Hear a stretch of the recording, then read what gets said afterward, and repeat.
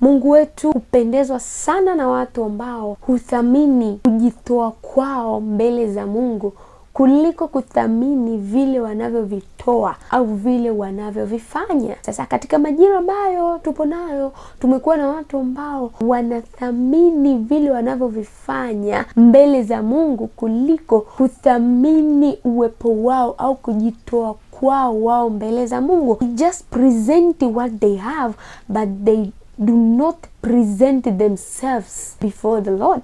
Sasa ni changamoto kwamba watu huwasilisha vitu mbele za Mungu, lakini wao wenyewe hawajiwasilishi au they do not present themselves for the Lord.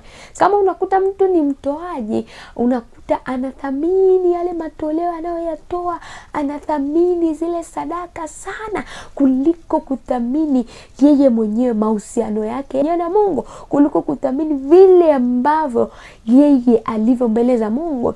Asa kama unakuta mtu mwingine ni mwimbaji, mwingine ni muombaji, anathamini kuomba kwake kuliko jinsi yeye alivyo mbele za Mungu. So anathamini prayer point, anathamini maombi, anajali sana kuliko kujali the way yeye mwenyewe alivyo mbele za Mungu, kujali mahusiano yake yeye mwenyewe na Mungu wake. So unakuta mtu anajali sana zile nyimbo anazoimba, anajali sana ile sauti alionayo, anajali sana ule utumishi kuliko kujijali yeye, kuliko kujua au kuthamini jinsi ambavyo yeye mwenyewe yupo mbele za Mungu. Tunashindwa kuelewa kwamba Mungu hupendezwa na yule mtu ambaye anatoa huku yeye mwenyewe akiwa ni present mbele za Mungu. So unakuta mtu anatoa lakini is absent, moyo wake hauko pale, na wala the way anaishi maisha yake kila siku hayamlingani Mungu. So unakuta mtu ni anapeleka is like you're presenting something but you're not there.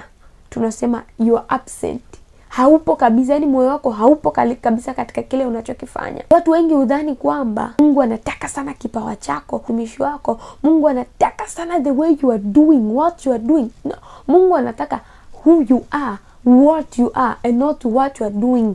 Ukishajua who you are before the Lord, ukishajua namna ya kujitoa mbele za Mungu, namna ya kuishi kimlingana Mungu, daily surrender, maisha ya uchaji, maisha ya kumpendeza Mungu, what you are doing, lazima kile ambacho unakifanya pia kitampendeza Mungu. Kuna kitu kimoja Biblia inasema hivi, Yesu alikuja kwa ajili yetu, for us. Useme, kwa nini Mungu hakujali kutupa utajiri, kutupa mali, kutupa vitu, akajali kujitoa yeye kama yeye? Amejitoa kwa ajili yetu. So aliona the most precious thing I can give these people, it's myself. Nikiwapa vitu vitapotea, nikiwapa mali zitaperishi, nikiwapa baraka zitaishia, lakini what else can I do?